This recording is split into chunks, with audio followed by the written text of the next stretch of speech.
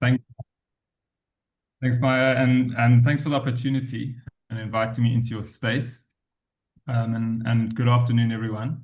Not sure about the various time zones. It's 4 o'clock here in South Africa, in Makanda, which is a small town in the Eastern Cape province of South Africa. So we're in a rural university. So what I want to talk about, I want to paint the picture first before touching on some of the participatory governance contributions or elements we've made through our various research. And hopefully I've got 3 stories to tell about real case study contexts. But first, I just want to go into a bit of the background to set the scene. I think we're all pretty aware and alert to the sustainability challenges the world is facing at the moment. And I really liked Quincy Biggs's quote here around societal transformation is needed to tackle poverty, inequality, and the impact our economic and other activities are having on the functioning of the Earth system and its ecosystems. These kinds of challenges that the world is facing, like immigration, poverty, biodiversity loss, gross inequity, are quite acutely experienced in a Southern African context and a South African context. Here we are, we've got a population that's expected to double by 2050. Urbanization is rapidly expanding. We're experiencing extreme climatic issues. We've had huge fires like the worst fires we've ever seen in one of the areas in the Southern Cape. Our Western Cape has experienced unprecedented droughts, with the city almost running out of Cape Town city almost running out of water several years ago. On the eastern boundary, KwaZulu-Natal, we've had massive floods coming in, and this is also compounded by a growing inequality in our society and inequity.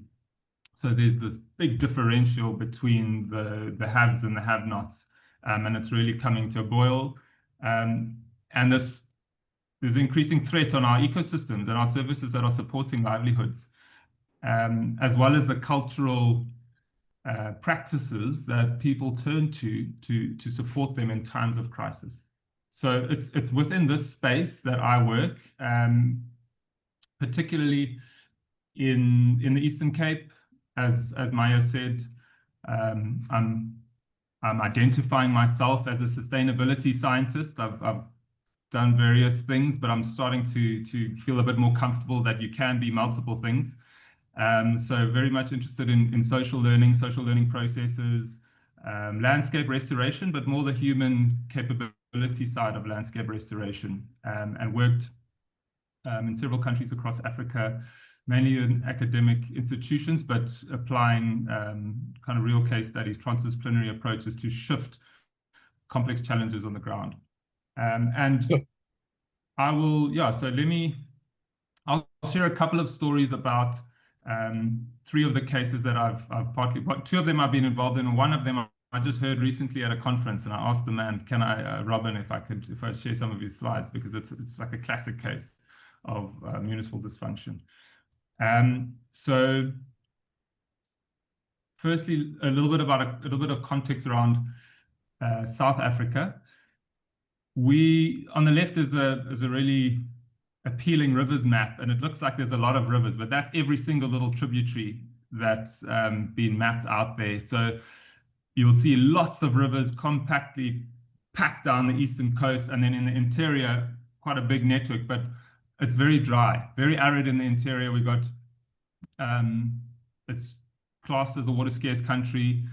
You can see there half of the world average when it comes to annual rainfall, because of vast, wide open spans, especially in the interior. Evaporation is a big problem. We've got this quite a bit of climate variation. We got in the south, a Mediterranean climate, where it's, a lot of fruit growing and vineyard country. In the east to the northeast, it's quite subtropical actually, and it's quite lush. And in the center, it's summer rainfall, thunderstorms, but quite a short rainy season. and pretty dry, so large grazing lands. So that's just the biophysical setting. I thought to understand a little bit about water governance in South Africa today, it's useful to go back in time. So I want to take you guys through a bit of a historical journey. And starting off back in the day, before we knew much about South Africa, it was a pastoral landscape, vast, not much population, was pretty low. Indigenous people focused more on grazing, cattle, populated, moving according to rainfall and grazing patterns, with very little, no concept of land ownership, actually. It was more some infighting around grazing rights and grazing availability. And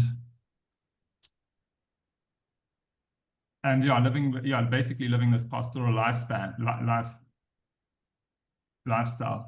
And then in the 1800s, this is when the first the colonists arrive in the form of the Dutch settlers, and they came in and really rocked this little world, this world, and at first looking for a way station on the way to India for the spice trade. So a colony was started in the Cape of Good Hope, mainly to be this refreshment stop where passing sailors and merchants could stop off and refuel their ships. But gradually, farmers started to settle and make a life on the southern point of South Africa, and freeholder farmers started setting up and making a livelihood in South Africa. And with this came some conflict. So at first, very peaceable, with almost strict orders from the Dutch East India Company to not show aggression towards local inhabitants.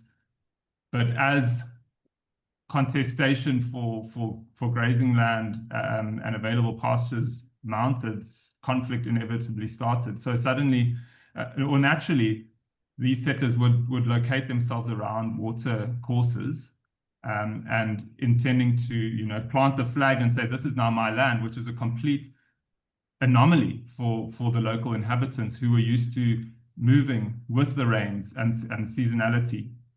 So inevitably conflict started, and there was a big clash between this concept of land for the common good and land ownership, privatization of land. So there was competition for grazing. There was some trade. There was obviously a lot of commodity brought in by the settlers that local people didn't have, the Khoi and the Bushmen. And as the lifestyle of these indigenous peoples, like specifically the Khoi and the Khoisan, as they were unable to really maintain their grazing and pastoral lifestyle, they turned to settlers for employment and started working as labor on these freeholder farms, and therefore almost lost their identity as this pastoral society. So this is a map of showing early days of when these settlers came in and the movement of the different peoples, and it's really characterized by this land dispossession, forced relocation. So indigenous, especially when there was competition, indigenous peoples were forced out away from prime river area or grazing land, and slowly pushed to the air and up the east coast. The British settlers definitely met their match in some of these locations, like the amaXhosa here are fiercely, they're a fierce and proud nation, and there's been a history, I think there's 100 wars that have been recorded between the English and the amaXhosa over the years, but ultimately the amaXhosa were the ones that suffered the most. So that marked and then there was also a shift and a push of trekboere, which is basically Dutch settlers that They shifted away from the colony and went out to make their own livelihood. You know, they didn't want to be part of the colony anymore, and they started shifting inland. And soon, the treasures of South Africa were uncovered, gold and diamonds, and so the very, very rich natural mineral base in South Africa. And this forced a migration into the interior.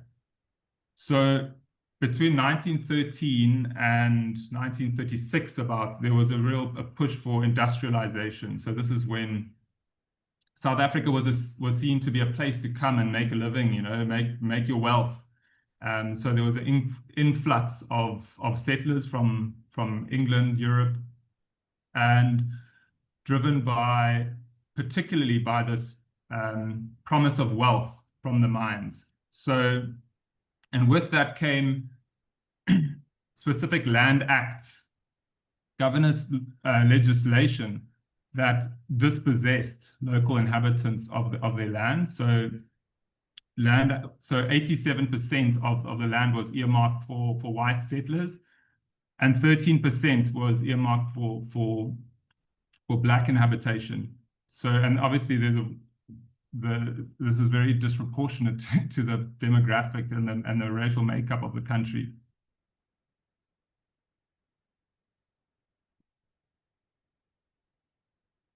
And really, cities started to grow, mainly not typically located around rivers, as you would typically see around the world, but around these mining areas, which were pretty far from where the rivers were. So this made for an interesting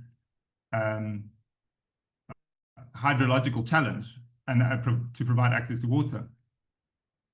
This map shows what were known as homelands. So at the beginning of the apartheid era, which started around 1948 until 1994, some pretty strict laws were set into place, forcing local inhabitants out of their natural homeland areas and into specifically segregated residential areas, which were called homelands or Bantustans. And this also involved forced removal of people of color into these different areas. All the colored areas or places that were designated for non-white South Africans. And water governance centered around water for efficiency, managing water as an economic good for the benefit of the white inhabitants, specifically around mining and agriculture.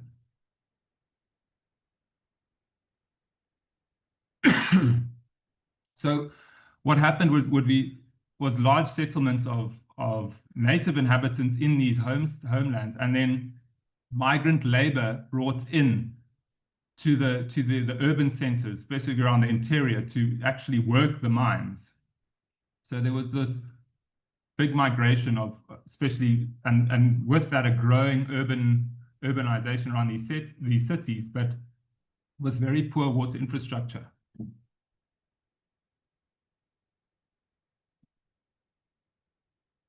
So this began this hydraulic mission, you could call it, you know, this man harnessing nature to try and shift water to where the money is, to where it was needed by people. And this involved a lot of interbasin transfer, because this little color here, this is where the water really, the largest catchment areas of, this is where the sources of water essentially in South Africa are in this mountain range, but specifically here. And this area, specifically here where the mines were, there's very little water availability, and mining is quite water intensive. All these dotted lands here, that's all agriculture, commercial agriculture. So high value, white commercial farming mainly, which also is very water intensive. So I think the apartheid was also epitomized by massive infrastructure, water infrastructure development, big dams, canal systems, quite very sophisticated water transfer schemes and systems, all driven and in control of the white minority. And so here, okay, and then also what's important in apartheid was the right to water was linked to land ownership. So riparian water rights were in place. And then there was also this Bantu Authorities Act in 1951, which restricted 87% of the land and water to the white minority. And as a result, this resulted in huge inequality. So this is an interesting stat here. 1.2% of the people use 95% of the water, and 98.8% only used 5% of the water. So we had this Gini coefficient of 0.99, I think the worst in the world at some point, and it still is very bad. And I think what's relevant today is that these ownership and distribution patterns still persist today. So although we've moved into a democratic state, the backlog of these apartheid laws, these forced removals, the history of land ownership and access to water really persists and is making transformation and redress a big challenge. So, I mean, the apartheid system was coming into increasing pressure throughout the world, and economic crisis within the country, sanctions, and civil unrest, until eventually it broke. And I'm going to skip forward a bit, but until a new democratic state was a transition to a new democratic state. So with this dawn of democracy, a huge amount of legal reform was required. And with that, a big reform around water. So we went through a phase of water law reform. And Kader Asmal was he was a hugely influential leader and actor in transforming the water law. So I think he was also a Nobel laureate, the Stockholm Water Prize laureate. And what came was a series of laws and acts that shifted and transformed how water was managed. And it changed from this colonial imperative to a decolonial imperative where the water was held in the hands of the state, but the state as a custodian for supply for use and access to everyone. Also, the right to participate in all forms of decision-making was enshrined in the acts. So this white paper was the first provocative bit of legislature that really argued the point for equity, redress, water for the common good, and efficiency. And I like this little bit of text at the bottom of the preamble, which is written by, and it's very much in the spirit of Professor Kader Asmal. This document is dedicated to the millions of our citizens who struggle daily with the burden of not having the most basic services.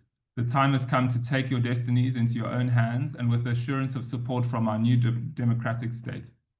So there was really this invitation for everyone who wanted to stake, who had a stake, to take a role in shaping how we develop the new water law and participate in seeing it come to life. But easier said than done, right? I mean, there was a big backlog to try and address. But the water law is well regarded. You know, there's the main principles are equity, so fairness to people now and fairness to people in the future, so sustainability. It also enshrined the right of the environment as a stakeholder, as a user. So the concept of the ecological reserve was novel in the world.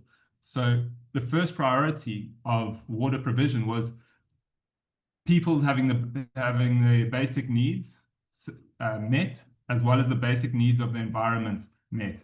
Then it would go down to water for productive use. International obligations would also be quite high up. So the environment was suddenly seen as a critical user of water. And then efficiency, also another key pillar. And we often see today this conflict and tension between trying to achieve efficiency and equity in contested catchments.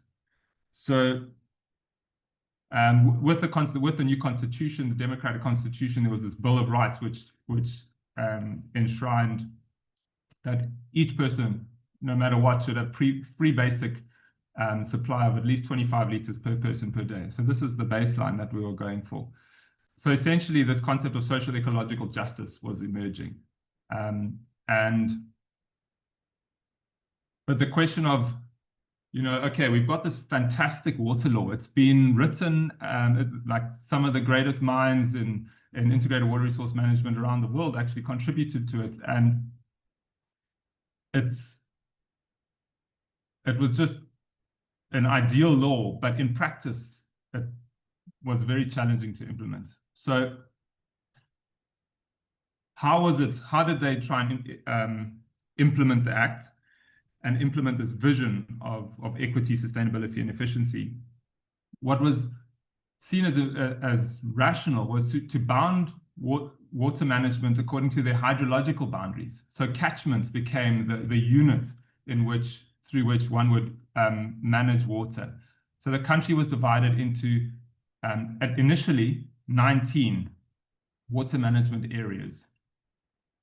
Later, it became apparent that, sure, 19 is too much. We can't handle it. We don't have the capacity, and it got shifted to 9. Then we went through very turbulent times with our National Department of Water and Sanitation completely almost run into the ground. Deep corruption, and ministers that had questionable moral compasses. And they tried to take control of water management from a state perspective again and reduce it to one catchment management agency. There was huge upheaval, and subsequently that MP is no longer, I think, in Parliament. And now currently we've come down to six water management areas. So part of this is realizing that is trying to decentralize water resources management to the local level. As Kurt Asmal said in that one statement, he's inviting people to contribute to water governance processes. So one way to do that is the state can't be the one that manages everything. So decentralize it down to the local possible level. So the principle of subsidiarity was important. And what each of these water management areas was being set up to do was to have one catchment management agency to then actually take charge of each water management area. And I'll talk about the institutional nature here as well. So 5 minutes now. 5 minutes. 5 minutes left. Yes. Okay. There's a little bit flexibility if you did. Yep. How much is a little bit? Okay, don't worry. I'll shift gears a little bit. Okay, this is just to show us that, we've got water resource management, which is the water in the rivers, and you've got water services delivery. There was 2 acts that were addressing these two, but they were largely developed independently, even though they're very much interlinked. So this has caused challenges for us. These are the institutions through which water is managed in South Africa. So you've got a minister at a high level, and then you've got these catchment management agencies, each of them responsible for a water management area. Then how do people actually participate in water management decision making?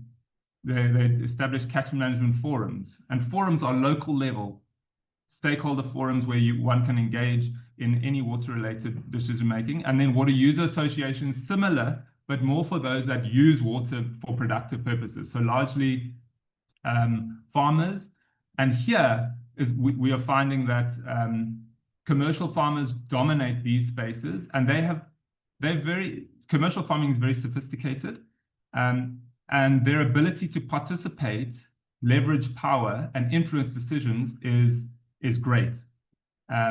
So power plays a big role here, whereas catchment management forums, this is for anyone that can come in, and our work is mainly revolved around exploring these catchment management forum spaces as places to actually shift participation to be more equitable. I'm gonna skip through here, but if we've got 5 minutes, okay.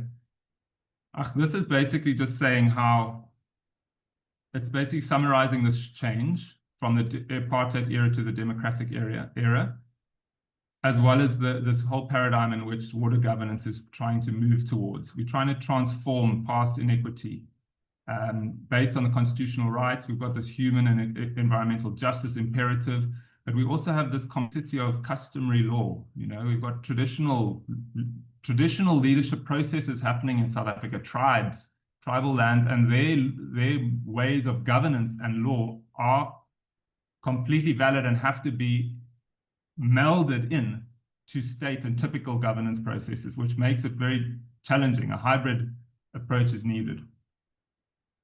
Irrigation uses up most of the water in South Africa. Urban and livestock and mines a little bit, but commercial agriculture is huge. We've made a lot of progress since 1994. So before we had out of a population of over 60 million, there was a big deficit. There was originally a deficit of 40%. You know, 40% of the public didn't have any access to water. And now it's improved. So there's only 11% or 13%. So there has been improvement. There's been a push for transformation in agricultural land ownership. However, it's still very much in the hands of white elite commercial farmers. And even though this segregation and land act has been repealed years ago, transformation is still very, very slow. So there's equity challenges abound, efficiency challenges, especially when I spoke about these catchment management areas. 18 years have passed, and after envisioning 9 to now 6, only 2 of these catchment management agencies are functional. So the bodies that are actually in charge of managing water resources are still functional. And now more than ever, we're really facing systems collapse throughout our infrastructure. River pollution is increasing immensely. So our ecosystems are really under threat. And one of the big challenges is the shortage of skilled water professionals. There's a big gap. Our state is not capable of handling. So we're sitting with this challenge of this Rolls-Royce Water Act that is maybe not so fit for purpose. And maybe we should be shifting towards a more legislation that's more implementable, you know. If you speak to staff members working in these responsible for water management in government offices, they have very little understanding of how to actually implement the act. So maybe I should just go through one of these stories. So I'm not going to do this one. This is Knysna. It's a beautiful estuary. It was rated like the best estuary, the most beautiful estuary in South Africa. And tourists will look at Knysna and think this is the place to go. It's so beautiful. But underneath, municipal dysfunction has basically left that municipality under huge constraints, and water pollution is through the roof, off the charts. So, you know, water quality readings are being far exceeded throughout these different gauge stations or measuring points throughout the estuary. And it's mainly urbanization, big growth, and sewage systems unable to cope. And it's catching the headlines. You know, each newspapers and media is going to town, and in response, government sends delegations, top down, sends a minister in. You've got to fix this now. And they make directives. So this is the means in which government can intervene. But despite this, the municipality still remains dysfunctional. There's a high turnover of MMs. I think they've had like 12 municipal managers over the space of a couple of years. Even this estuary plan, there's an estuary plan for sustainability of this estuary, but achieving sustainability is very difficult in these contexts when governance failure is so systemic and critical. And how can you even talk about participatory governance when even the basic functions and the basic structures to enable participatory governance are not functional or present? So what people do is they tend to just forget about the state. They do their own thing. They form these small community groups or volunteer groups or citizen cleanups, and they almost put a band-aid on a big wound.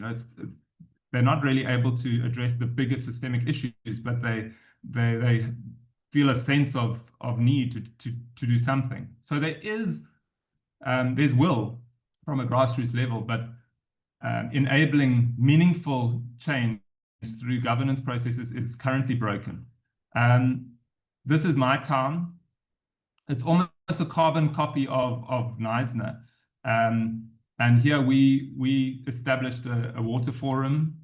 Through my research, we developed an integrated water management plan, bringing in local community members, different stakeholders. We enabled the first merged catchment management, and so the first forum that spoke to both water service delivery issues and water resource management issues. Mostly those forums were separate because of those separate acts. And the best thing we could really do was to build relationships and trust between stakeholders, create some semblance of participatory governance. However, and also really kind of revive or re-energize this importance of catchment management forums, so much so that the Department of Water and Sanitation is really trying to revive these grassroots forums across the country. And what we found important was really building capacity of local people just to engage. So the gap between what people know about a system and their ability to actually influence decision-making is so great that having this foundational knowledge about how a system works, what is the complexity of a water system, how the institutional structures work, there's a lot of homework to be done to build that basic capacity so that they can even come to the room to have a voice at the table.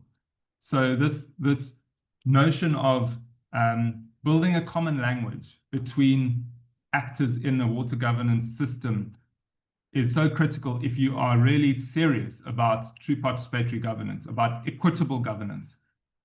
And today we still have huge water issues in Makhanda. Not much has changed.